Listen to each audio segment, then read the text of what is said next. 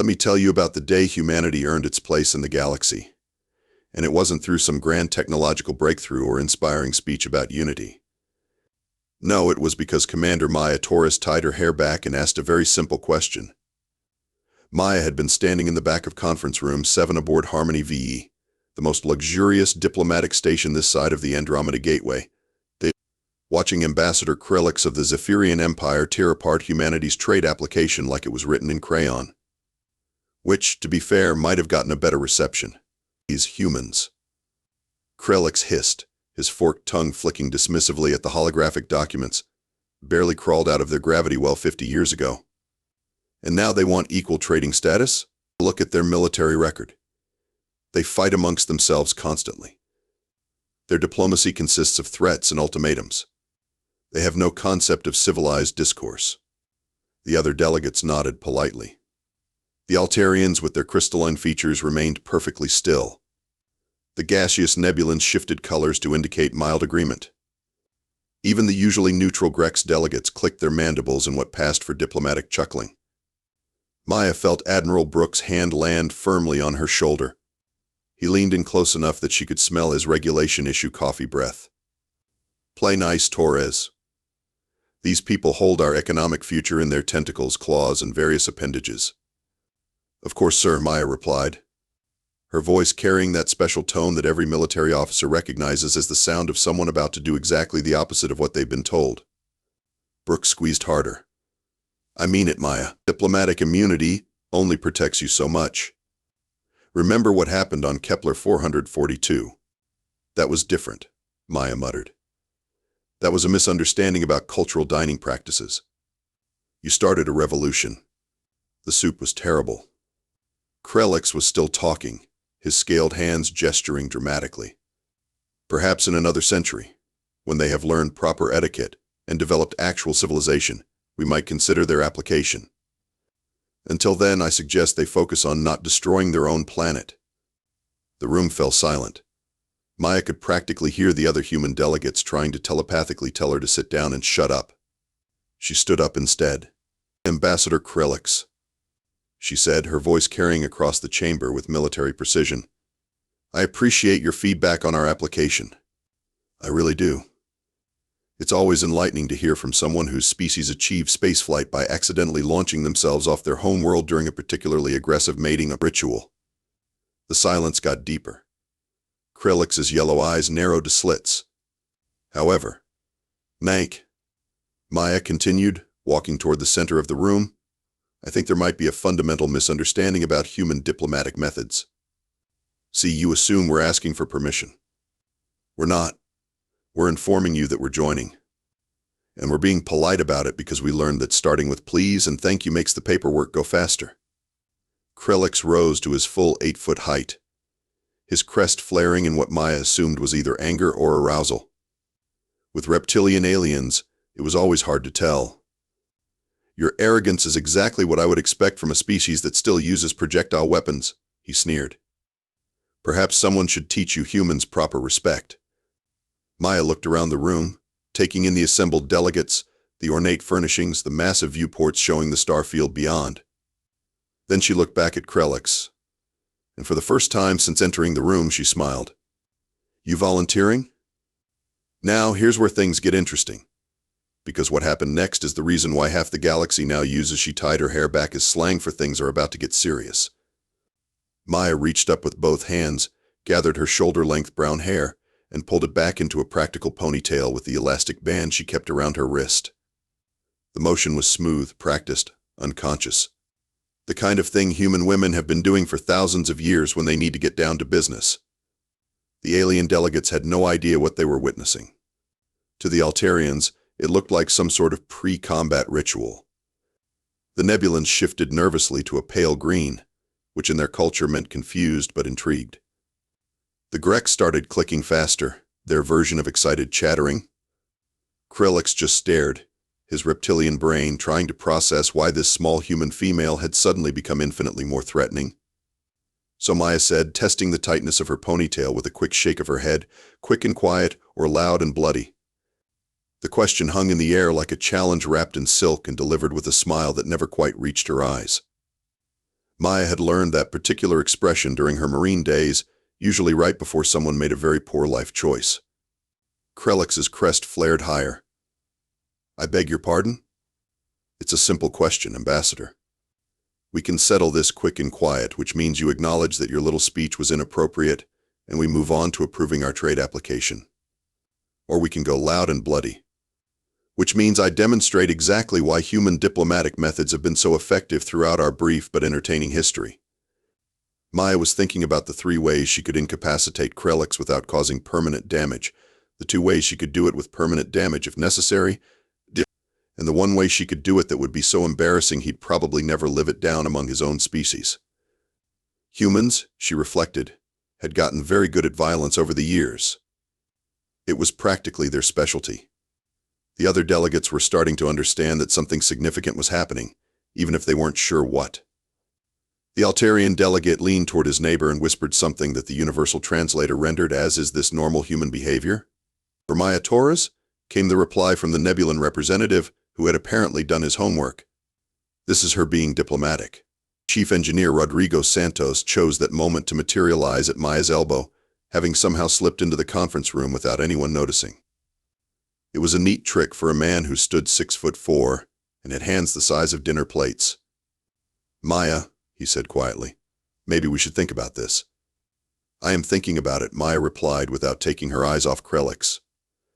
"I'm thinking about how Ambassador Krellix here seems to believe that humans don't understand proper respect. I'm thinking about how he might benefit from a practical demonstration. I'm thinking about how Admiral Brooks is going to space you if you start an interstellar incident," Rodrigo muttered. "Only if I lose." Krellix's forked tongue flicked out, tasting the air. In Zephyrian culture, it was the equivalent of rolling up your sleeves. "You would challenge me to combat? How delightfully primitive." "Combat?" Maya looked genuinely surprised. "Ambassador, this isn't combat. This is education. I'm going to teach you about human diplomatic methods. The lesson plan is simple. Respect is earned, not assumed, and we're very good at earning it." Around the room, delegates were starting to place bets. The Grecs were offering 3-to-1 odds in favor of Krellix, based purely on size and the fact that Zephyrians had razor-sharp claws. The Altarians were being more cautious, having heard stories about human unpredictability. "Quick and quiet," Krellix said finally, his voice carrying the confidence of someone who had never seen a human female with her hair tied back prepare for business. "Let us settle this in a civilized manner. The station's combat simulation room should suffice." Maya's smile widened just enough to be noticed. "Perfect. Ian. 30 minutes. That's how long Maya had to prepare for a fight against a species that had been bred for combat for the last 1,000 years, possessed natural weapons that could cut through steel, and had reflexes that made human martial artists look like they were moving through molasses. 30 minutes to study Zephyrian anatomy, combat techniques, and psychological profiles while also dealing with well-meaning friends trying to talk her out of what they considered elaborate suicide. "This is insane," Rodrigo said for the 15th time, pacing back and forth in the small preparation room adjacent to the combat simulator. "Krellix is 8 feet tall, has claws that can cut through hull plating, and his people have been training for war since before humans discovered fire." "All excellent points," Maya agreed, scrolling through her tablet display of Zephyrian physiology. "Did you know they have a secondary nervous system that runs along their spine? Fascinating evolutionary adaptation." "Maya. Also, their inner ear structure makes them incredibly sensitive to sudden changes in air pressure. Must be hell during atmospheric entry." "Maya." She looked up from her tablet, eyebrows raised in innocent inquiry. "What? What? You're going to get killed?" "Probably not," Maya said, making a note about Zephyrian muscle attachment points. "Remember, this isn't about winning a fair fight. This is about teaching Ambassador Krellix that humans don't fight fair fights."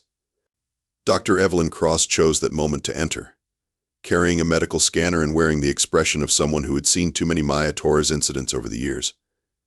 "I've been asked to provide medical support for this educational exercise," she said dryly. "How concerned should I be about preparing for massive trauma surgery?" "That depends," Maya replied. "How good are you at treating wounded pride?" I specialize in it, Cross said, running her scanner over Maya. Your stress levels are remarkably low for someone about to face a trained warrior in single combat. That's because I'm not facing a trained warrior in single combat, Maya explained patiently. I'm facing an arrogant diplomat who thinks his natural advantages make him unbeatable. There's a difference. Cross raised an eyebrow. Care to elaborate? Maya stood up, testing her range of motion. The station's gymnasium outfit was perfect, flexible, non-restrictive, and dark enough not to show bloodstains. Krellix trained for war, which means he learned to fight other Zephyrians using accepted Zephyrian combat techniques. He's expecting honor, ritual, and a certain degree of predictability. And you're planning to give him chaos, confusion, and a crash course in human psychology. Rodrigo stopped pacing. What do you mean? Maya's smile turned predatory. I mean that Zephyrians value honor above victory. They have elaborate combat rituals, formal challenges, and predetermined engagement rules. They fight like they're performing a dance that's been choreographed for centuries. So humans learned to fight by trying to kill each other as efficiently as possible for about 10,000 years. We don't have rules, we have objectives. Dr. Cross finished her scans and stepped back. Your heart rate just increased by 15%. That's because I just remembered something important, Maya said, checking her ponytail one more time. Zephyrians have excellent forward vision, but their peripheral vision is terrible. Something about the way their skull is structured. Maya, Rodrigo said slowly. What did you do on Kepler 442?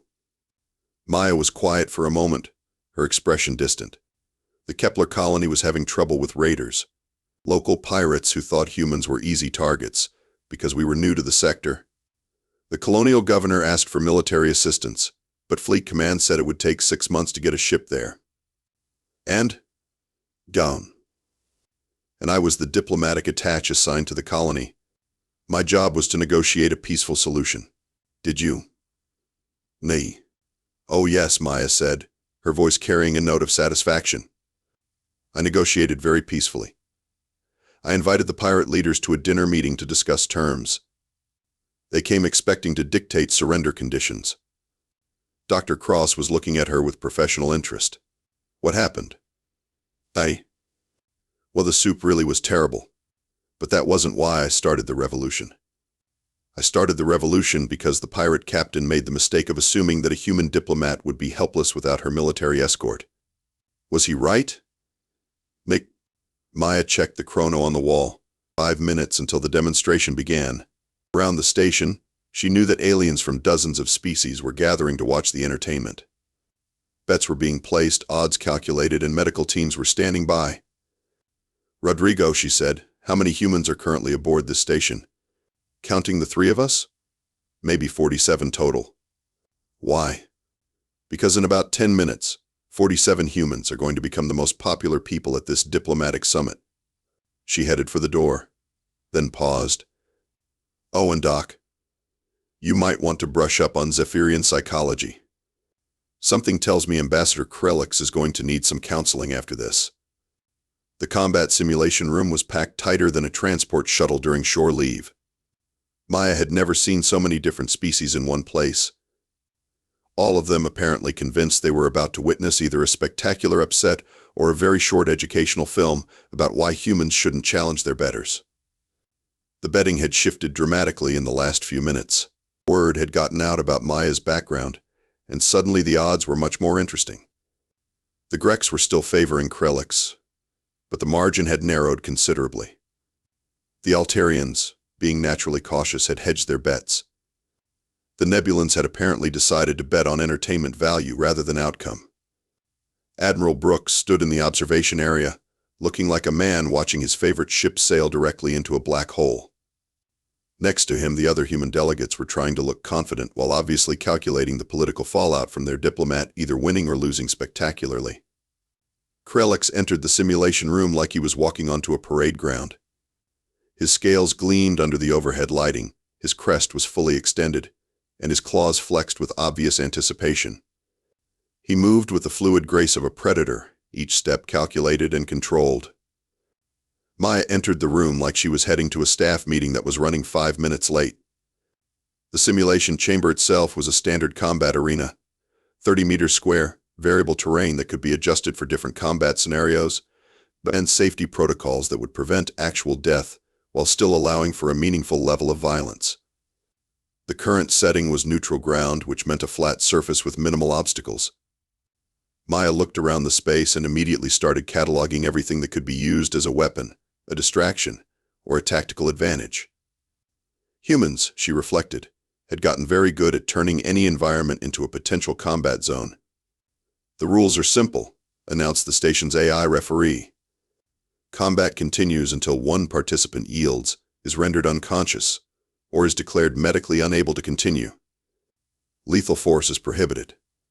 All other combat techniques are permitted."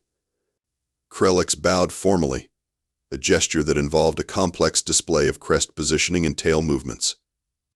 It was elegant, ritualistic, and completely wasted on Maya, who was busy studying the way the overhead lighting created shadows near the chamber walls. "May honor guide your claws," Krellix said, settling into a classic Zephyrian combat stance. "May creativity guide my everything else," Maya replied, and then immediately did something that no Zephyrian combat manual had ever prepared Krellix for. She turned around and walked away from him. The crowd murmured in confusion. In Zephyrian culture, turning your back on an opponent was either a sign of contempt or a prelude to ritual suicide. Krellix hesitated, unsure whether to attack or wait for Maya to complete whatever bizarre human ceremony she was performing. Maya reached the far wall of the chamber, placed her hand against it, and said conversationally, "You know, Ambassador, I've been thinking about what you said earlier, about humans not understanding civilization." Krellix remained in his combat stance, but his head tilted in confusion. "What are you doing?" "Having a conversation," Maya replied, running her fingers along the wall panel. "See, you're absolutely right that we don't fight like civilized species. Civilized species have rules. They have honor codes. They fight according to established protocols that ensure a certain degree of fairness and predictability." She found what she was looking for, the manual override for the chamber's environmental systems. "Humans don't do that," Maya continued, her fingers dancing over the control interface. "We fight to win. And winning, Ambassador, is a very different thing from fighting honorably." The lights went out.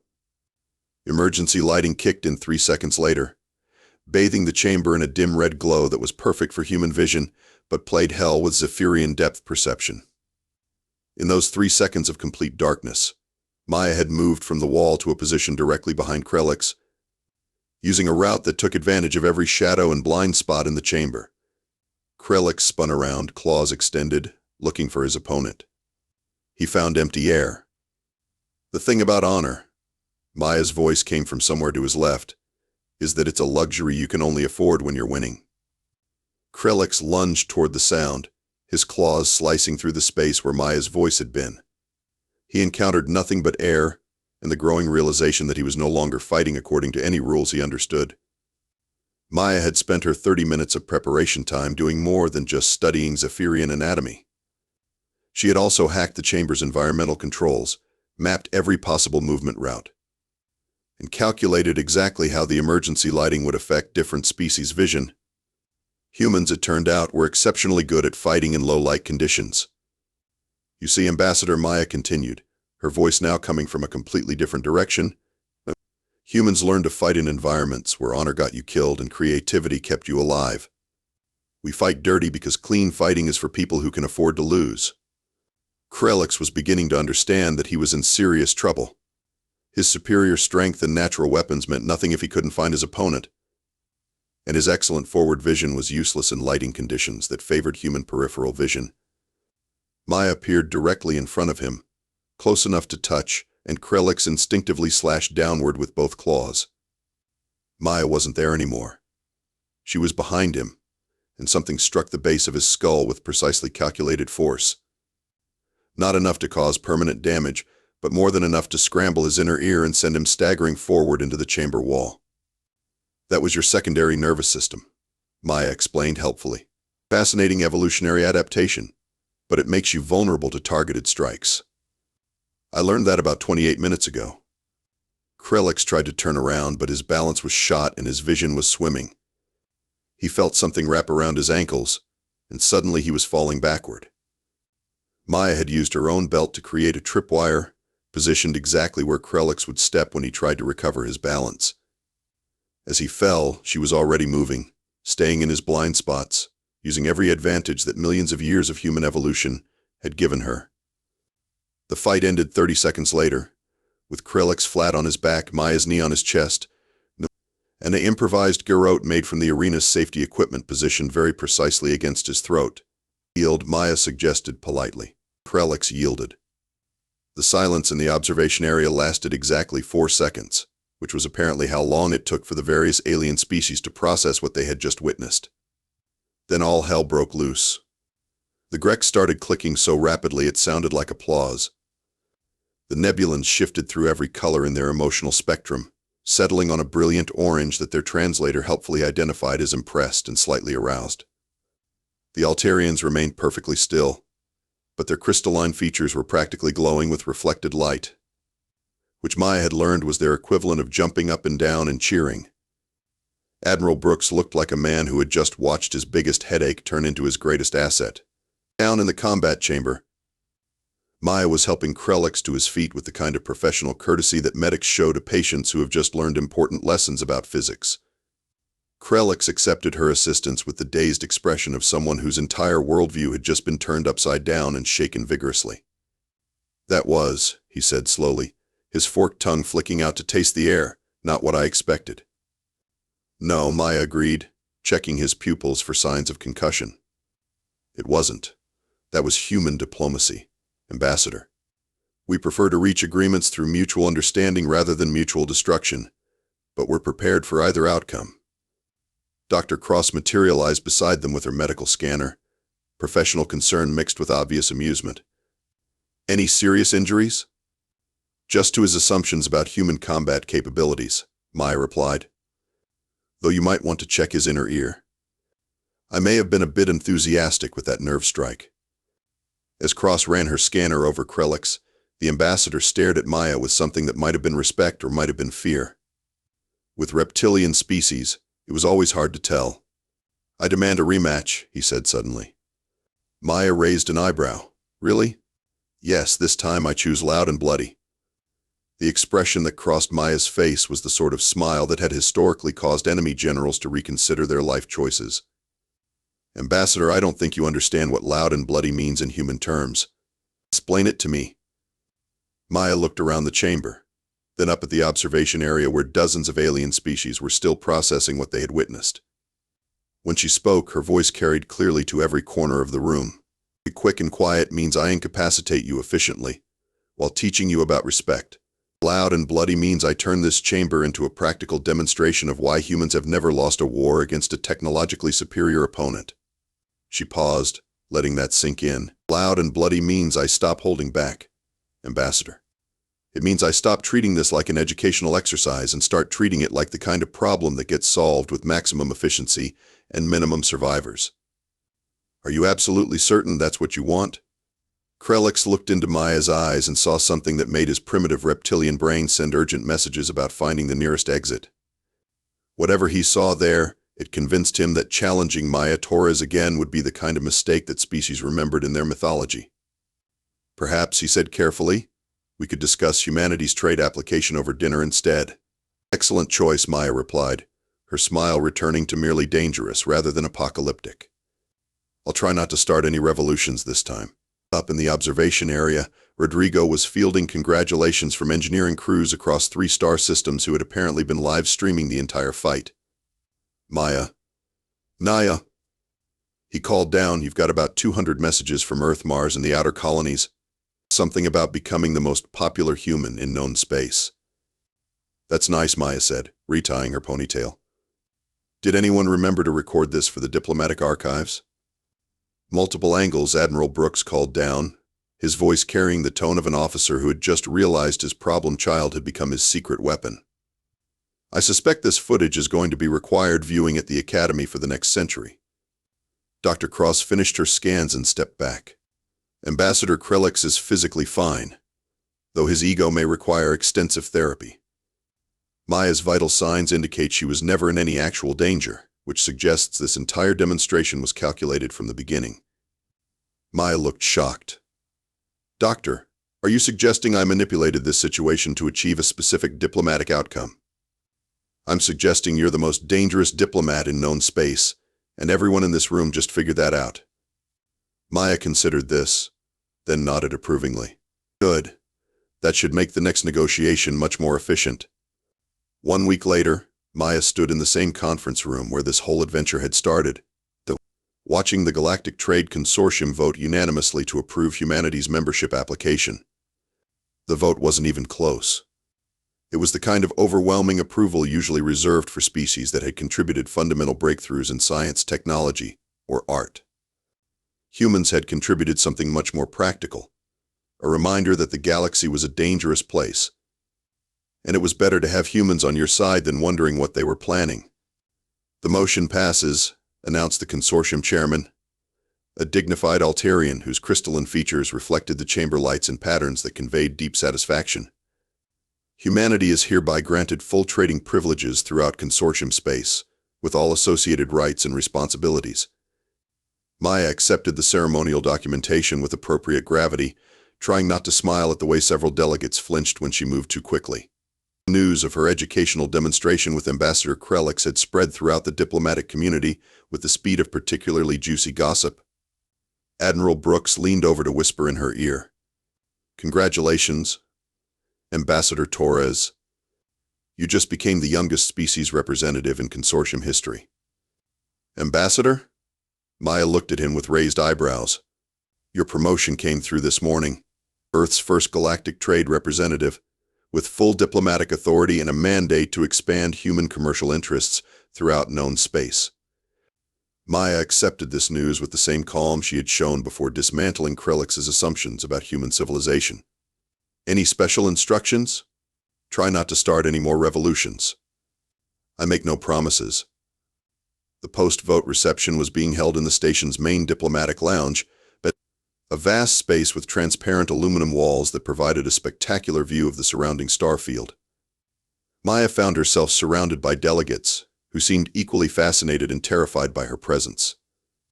The Grex representative approached first, his mandibles clicking in what she had learned was their version of nervous laughter. "Ambassador Torres, my government would like to discuss expanded trade agreements with humanity. We are particularly interested in your combat training methodologies." "We prefer to call them conflict resolution techniques," Maya replied diplomatically. "I'm sure we can work something out." Similar conversations followed with representatives from a dozen other species, all of whom seemed to have developed a sudden interest in human friendship and trade partnerships. Maya handled each negotiation with professional courtesy and the kind of smile that reminded everyone why she had earned her position. She was accepting congratulations from the Nebulan delegate when a familiar voice spoke behind her. "Ambassador Torres." Maya turned to find Krellix approaching, looking considerably more respectful than he had the week before. His crest was positioned in what she had learned was a gesture of acknowledgement between equals, and his movements carried none of the arrogant confidence she remembered. "Ambassador Krellix," she replied pleasantly. "How are you feeling?" "Educated," he said, and Maya could have sworn she detected a note of humor in his voice. "I have been asked by my government to extend an invitation for you to visit the Zephyrian Empire. We would like to discuss expanding our diplomatic relationships with humanity." "I'd be honored," Maya said, and meant it. She had developed a grudging respect for Krellix over the past week. It took character to admit when you were wrong, especially in front of an audience of your peers. "There is one condition," Krellix continued. "Oh? My government has specifically requested that any future negotiations be conducted in a civilized manner, without resort to educational demonstrations." Maya's smile widened. "Of course, Ambassador. I'm always happy to keep things civilized." The reception continued for another hour, with Maya fielding questions, negotiating preliminary agreements, and generally basking in the glow of successful diplomacy. As the evening wound down, she found herself standing at one of the observation windows, looking out at the stars and thinking about the strange path that had brought her here. "Ambassador Torres?" A young voice interrupted her thoughts. Maya turned to find her new diplomatic assistant, a recent academy graduate named Lieutenant Kim Park, who looked like she was about 12 years old and had probably never seen combat outside of a simulator. Yes, Lieutenant. I've received our next assignment. We're being sent to the Rigel sector to negotiate trade agreements with the hegemony of independent worlds. Intelligence reports suggest they may be somewhat resistant to human involvement in their commercial activities. Maya checked her reflection in the window, making sure her hair was properly secured. Lieutenant, do you expect this assignment to involve complications? The briefing materials suggest the possibility of significant diplomatic challenges. Maya smiled and adjusted her ponytail one more time. Perfect. Fine. As they walked toward the shuttle bay, Maya reflected on how much had changed in the past week. Humanity had gone from being barely tolerated newcomers to being the species everyone wanted as allies. They had earned their place in the galactic community not through superior technology or overwhelming military force, but through the simple demonstration that humans were very good at solving problems. And throughout the galaxy, in diplomatic schools and military academies, on trading stations and colony worlds, a new phrase was entering common usage.